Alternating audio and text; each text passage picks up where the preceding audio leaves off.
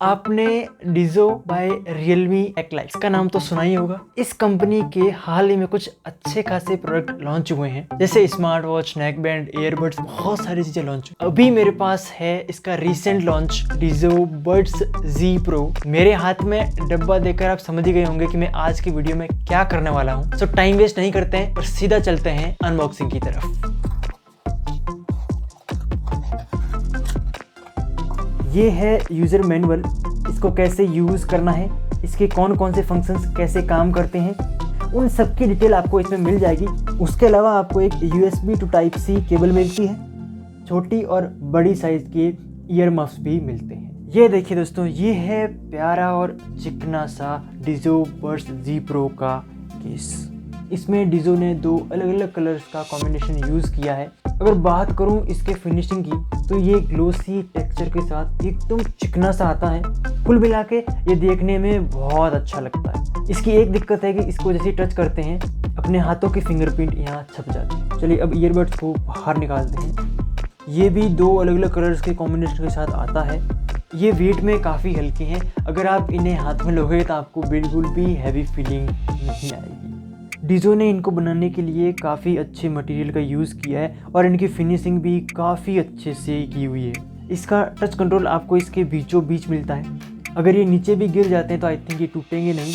सो build के हिसाब से मुझे ये काफ़ी पसंद आए। अपना प्रोडक्ट बॉक्स से बाहर आ चुका है। इसका केस ग्लोसी टेक्सचर के साथ आता है। ये काफ़ी स्लिपी है, ये देखिए, ये मेरे हाथों से स्लिप हो रहा है, तो इस बात का डर रहता है कि ये हाथों से कि गिर ना जाए। अब इसकी साउंड क्वालिटी के बारे में बात करते हैं। डीजो ने इसमें 10mm ड्राइवर्स दिए हैं और डीजो के अकॉर्डिंग इसका बेस आपको एकदम तगड़ा वाला मिलता है। डीजो ने इनमें इसके पुराने वाले डीजो बड्स जी से ज़्यादा बैलेंस्ड और स्मूथ साउंड सिग्नेचर प्रोवाइड किया है और इसका बेस काफ़ी बूस्टेड है और इसके मिड्स और हाइज ज़्यादा ओवर एम्फेसाइज्ड नहीं है, इसलिए इसका साउंड सुनने में काफ़ी अच्छा लगा। इसका बेस मुझे थोड़ा सा फुला हुआ लगा, जो इसकी साउंड क्वालिटी और क्लैरिटी पर थोड़ा सा नेगेटिव इफेक्ट डालता है। इसकी मिड फ्रीक्वेंसी वेल प्रोड्यूस्ड है, क्योंकि मिड फ्रीक्वेंसी पर बेस का इतना ज़्यादा इफेक्ट नहीं हो रहा है, इसलिए मिड्स का साउंड टोटली क्लियर है। इसके वोकल्स की क्लैरिटी काफ़ी हद तक अच्छी है और इंस्ट्रूमेंट भी आपको अच्छे से सुनाई देंगे। इसका साउंड बहुत ज़्यादा लाउड तो नहीं है, बट सफिशिएंटली लाउड है। अगर आप इनका यूज करके म्यूजिक सुनते हो तो ये आपको बहुत अच्छा लगेगा। लेकिन मैंने इसको YouTube के साथ भी ट्राई किया और मैं फुल वॉल्यूम पर बेस बूस्टेड मोड में सुन रहा था। इसका साउंड फुल वॉल्यूम पर था और बेस बूस्ट मोड पर था। उस कंडीशन में YouTube के साथ मेरा एक्सपीरियंस इतना अच्छा नहीं रहा। अगर आप YouTube पर नॉर्मल वीडियो भी देख रहे हो तो बेस के कारण उसकी क्लैरिटी पर काफी इम्पैक्ट पड़ता है, बट हाँ, अगर आप वॉल्यूम कम कर देते हो या मोड चेंज कर देते हो तो शायद ये आपको इतना बेकार ना लगे। और कभी कभी YouTube पे हिसिंग नॉइस भी आती है। तो YouTube के साथ इसका कॉम्बिनेशन मुझे इतना अच्छा नहीं लगा। ओवरऑल इसका साउंड काफ़ी क्लीन है, बेस भी काफ़ी अच्छा है, आपको एक अच्छा म्यूजिक एक्सपीरियंस मिल जाएगा। बट YouTube वाला आप थोड़ा ध्यान। उसके अलावा इसकी साउंड में कोई दिक्कत नहीं। साउंड क्वालिटी के बाद अब इसकी बैटरी लाइफ की बात करें। उनकी टोटल बैटरी 16 घंटे की थी, लेकिन डीजो ने इसमें बैटरी लाइफ काफ़ी हद तक इंक्रीज कर दी है। आपको टोटल 25 घंटे का बैटरी बैकअप मिलता है। मैंने इसको यूज़ भी किया है। अगर आपने ANC ऑन कर रखा है और वॉल्यूम 60% पर है तो ईयरबड्स एक बार चार्ज होने के बाद आपको 5.5 घंटे के अराउंड का बैटरी बैकअप जरूर देंगे और बिना ANC ऑन के इनका battery backup around 6 to 6.5 hours तक का है। बैटरी के साथ साथ इसकी चार्जिंग भी काफी इंपॉर्टेंट है। चार्जिंग के लिए आपको केस में यहाँ नीचे की साइड में Type-C पोर्ट मिलता है और डीजो की तरफ से ये फास्ट चार्जिंग सपोर्टेड है। इसको पूरी तरह से चार्ज होने में 1.5 घंटे का टाइम लगता है, लेकिन ये थोड़ा सा ज्यादा है, बट कोई बात नहीं, काम चला ही लेंगे। उसके अलावा आप ईयरबड्स को 10 मिनट चार्ज करके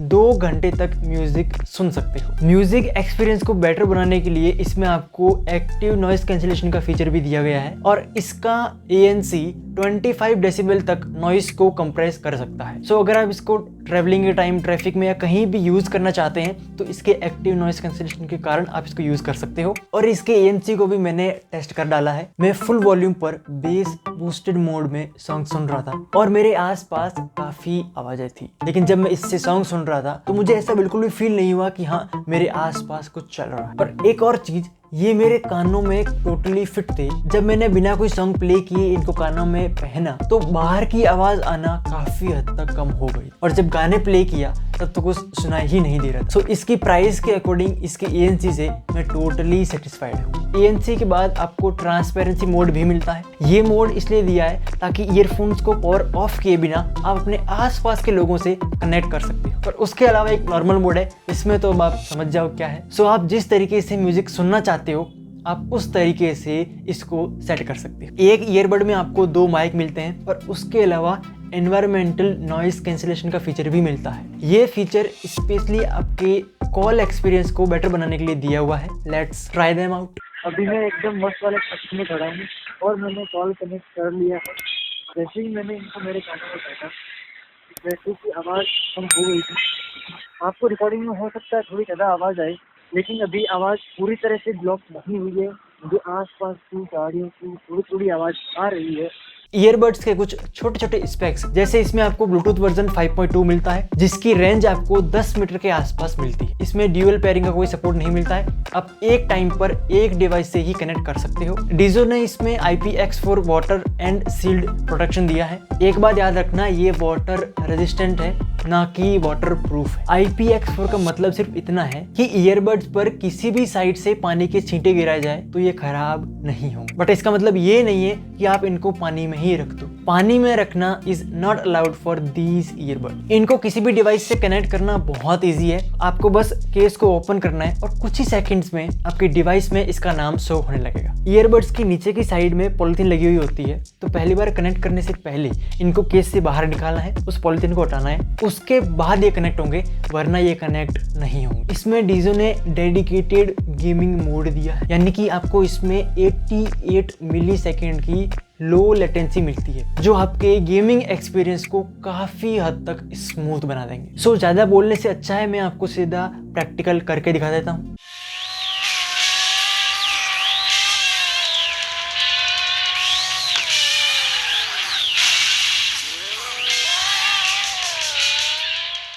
मैंने अभी गेम मोड को मैन्युअली रियलमी लिंक ऐप से ऑन किया है। अगर आप चाहो तो ईयरबड से भी इसको ऑन ऑफ कर सकते हो। कैसे करना है उसकी सेटिंग भी रियलमी लिंक ऐप में ही है।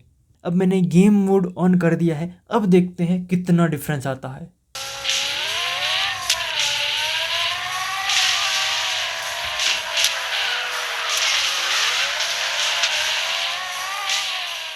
आपने दोनों मोड में गेम प्ले देख लिए और अब आपको क्लियर हो गया होगा कि इसका लो लेटेंसी मोड कितना अच्छे से काम करता है। ईयरबड्स के टच कंट्रोल आपको इनके बीच में मिलते हैं और टच कंट्रोल कैसे काम करते हैं ये मुझे आपको अभी बताने की जरूरत नहीं है, क्योंकि ये ईयरबड्स रियलमी लिंक ऐप के साथ काम करते हैं। जैसे ही आप उस ऐप से कनेक्ट करोगे तो आपको इसे टच करने की भी जरूरत नहीं पड़ेगी। आप चाहो तो इसके टच कंट्रोल का यूज कर सकते हो, बट आपका सारा काम रियलमी लिंक ऐप से हो जाएगा। बट फिर भी मैं आपको बता दूं कि इसका टच रेस्पॉन्स कैसा है। इनका टच रेस्पॉन्स एवरेज है, क्योंकि ये ना तो इतना फास्ट है और ना ही इतना स्लो है। और इसके टच कैसे काम करते हैं वो आप रियलमी लिंक ऐप से अपने अकॉर्डिंग सेट कर सकते हैं। एक चीज आपके दिमाग में जरूर आई होगी कि इतना सब कुछ तो बता दिया, बट ये तो बताओ कि ये कानों में कंफर्टेबल है या नहीं है। जैसे ही मैंने इनको पहली बार कानों में लगाया मेरा पहला थॉट यही था कि इतने कंफर्टेबल। हालांकि इसमें आपको 10 mm ड्राइवर मिलते हैं, इसका शेप भी थोड़ा टेढ़ा इस टाइप का है, बट फिर भी आपके कानों में पेन नहीं करता। आप इनका यूज करके 5-6 घंटे आराम से अपना काम कर सकते हो। ये आपके कानों में टोटली कंफर्टेबल है। ये आपके कानों में कंफर्टेबल होने के साथ साथ आपके कानों में फिट भी है और इनका यूज आप रनिंग के टाइम भी कर सकते हो। ये आपके कानों से बिल्कुल नहीं गिरेंगे। एक चीज जो आपको रियलमी लिंक ऐप में नहीं मिलेगी वो है इनको फैक्ट्री रीसेट कैसे कर। फैक्ट्री रीसेट करने के लिए आपको केस पर भी कोई स्विच नहीं मिलता है और ना ही रियलमी लिंक ऐप में कोई ऑप्शन मिलता है। उसके लिए मैं आपको एक तरीका बताता हूँ। रियलमी लिंक ऐप में दोनों ईयरबड्स का जो कंट्रोल है उसको ऑफ कर दीजिए। उसके बाद आपको दोनों ईयरबड्स को कानों में पहनना है और 10 सेकंड तक इनके CTC पर टच करके होल्ड करना। 10 सेकंड के बाद इनका फैक्ट्री रीसेट हो जाए। अगर ये इन्फॉर्मेशन अच्छी लगी हो तो वीडियो को लाइक जरूर करना और चैनल को सब्सक्राइब कर लो। इसी तरह के टेक्निकल वीडियोस आपको मिलते रहेंगे। अरे रुको रुको रुको, जहाँ कहाँ रहे हो, वीडियो अभी खत्म नहीं हुआ है, इसके कॉन्स अभी बाकी है और अपनी फाइनल बात भी तो बाकी है। चलिए फटाफट से इसके कॉन्स की बात करते हैं। इसकी साउंड क्वालिटी डिसेंट है और कभी कभी आपको ये भी फील होगा कि इसका बेस बहुत अच्छा है और कभी कभी आपको ये भी लगेगा कि इसका बेस इसके वोकल्स को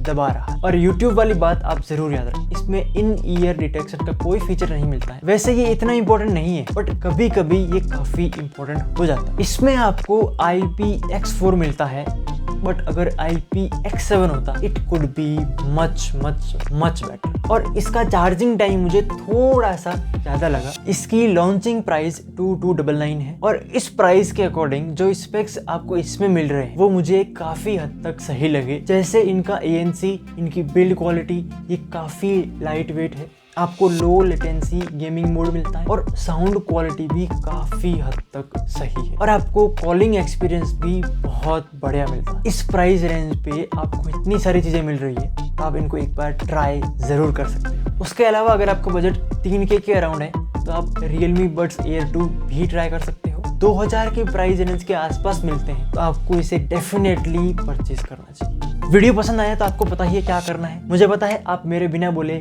कर दोगे, तो फटाफट से इसको लाइक और सब्सक्राइब कर दो ताकि आपको इसी तरह का टेक्निकल वीडियोस मिलते रहे।